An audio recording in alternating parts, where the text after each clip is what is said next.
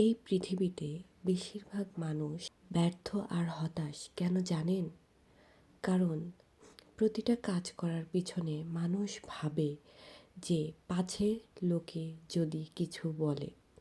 এই ভয় মানুষকে তার কাজ করতে সামনের দিকে এগিয়ে যেতে বাধা দেয়। একটা জিনিস সবসময় খেয়াল রাখতে হবে, অন্যরা আপনাকে নিয়ে কী ভাবলো সেটা বড় বিষয় নয়।